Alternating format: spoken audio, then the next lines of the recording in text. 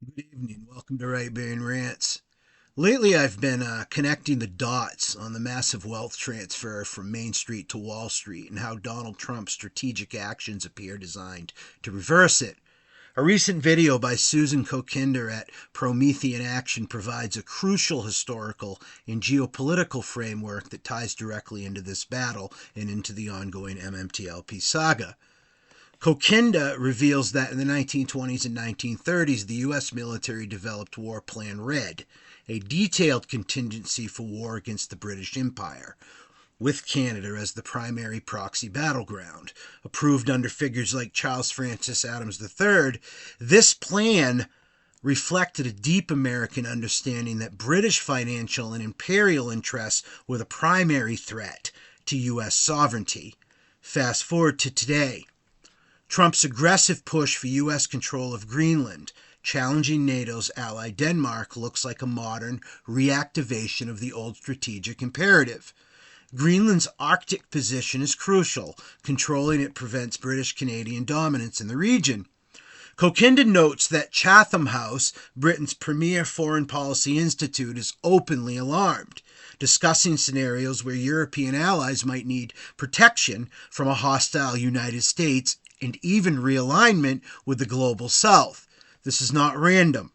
Kokinder argues Trump is dismantling the post-war World War II Atlantic system built on British financial hedge money, a system that has systematically drained American wealth overseas and in domestic cartels at home.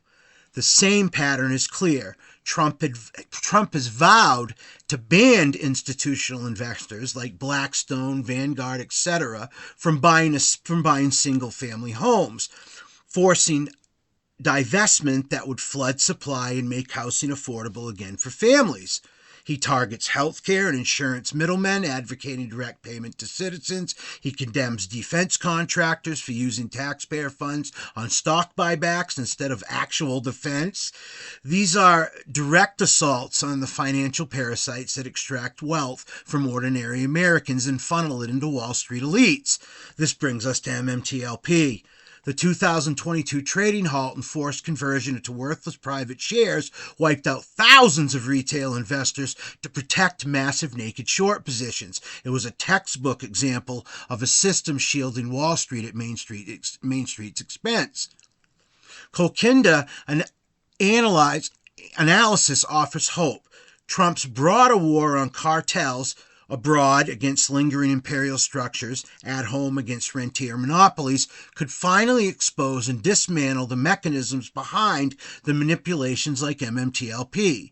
Breaking institutional dominance in housing and in corporate welfare and defense, and challenging the post-World War II financial order would reverse the wealth transfer and restore assets to American families.